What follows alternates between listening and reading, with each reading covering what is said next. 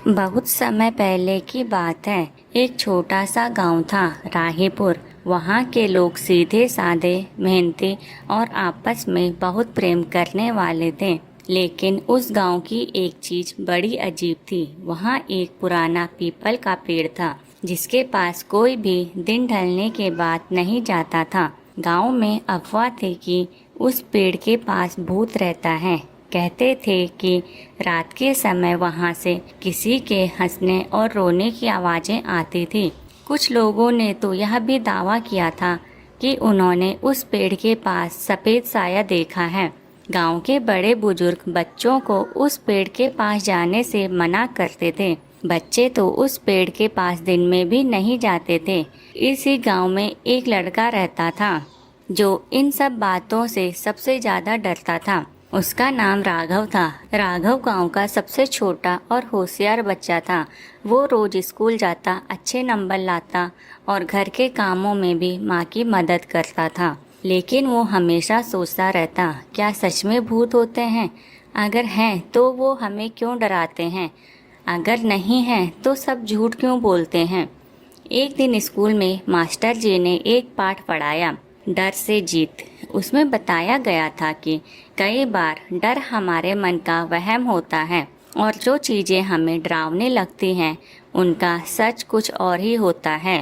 राघव ने उस दिन ठान लिया, मैं पता लगाऊंगा कि उस पीपल के पेड़ का क्या रहस्य है।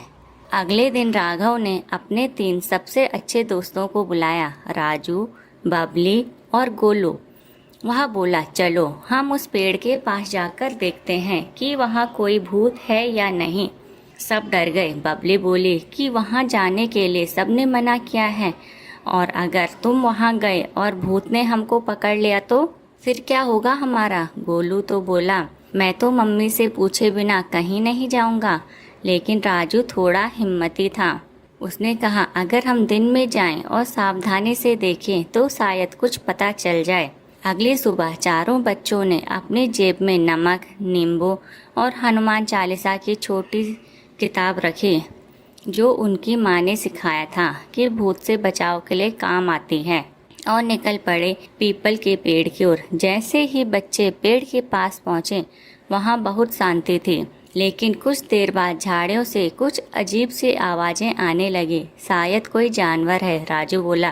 तभी गोलू चिल्लाए, वो देखो वहाँ कोई है। सफ़ेद कपड़ों में कोई लंबा सा आदमी पेड़ के पीछे से झांक रहा था। सब बच्चे डर से थर थर कांपने लगे, लेकिन राघव ने हिम्मत की और धीरे धीरे आगे बढ़ा। वो बोला, कौन हो तुम?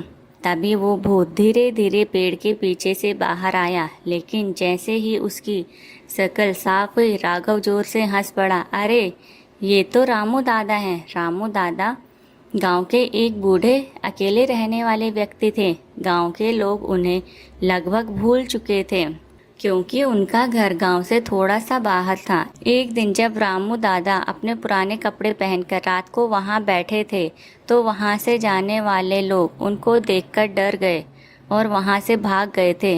एक दिन उन्होंने सोचा, अगर सबको लगता है कि यहाँ भूत है तो कोई मेरे पास नहीं आएगा और मैं शांति से रह पाऊँगा।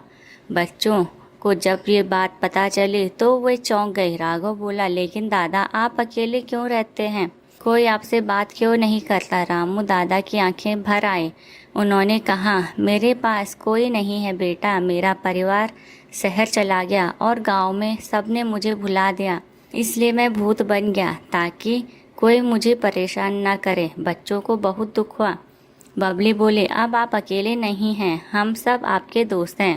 राजू ने कहा, आप हमारे साथ स्कूल आइए, बच्चों को कहानियाँ सुनाइए। रामू दादा मुस्कुराए, सच में करोगे ये सब? राघव ने कहा, जरूर दादाजी, और हम गांव वालों को भी बताएंगे कि गांव का भूत कोई भूत नहीं बल्कि एक अकेला इंसान है जिसे प्यार और साथ की ज़रूरत है। अगले दिन राघव ने स्कूल में सभी बच्चों को रामू दादा की कहानी सुनाई। मास्टर जी ने भी सब बच्चों से कहा कि कभी किसी को अकेला मत छोड़ो। बूढ़ों को प्यार और साथ की ज़रूरत होती है, ना कि डर और दूरी। धीरे धीरे गांव में बदलाव आने लगा। अब बच्चे रामू दादा जी के पास जाते, उनके साथ खेलते, कहानियाँ सुनते। रामू दादा अब भूत नहीं बल्कि सबके दादाजी बन गए। गांव वालों ने मिलकर पीपल के पेड़ के पास एक सुंदर बचपन पुस्तकालय बनाया जहां रामू दादा बच्चों को किताबें पढ़ाते और कहानियां सुनाते। कहानी को सब्सक्राइब करें और चैनल करें और कहानी सुने।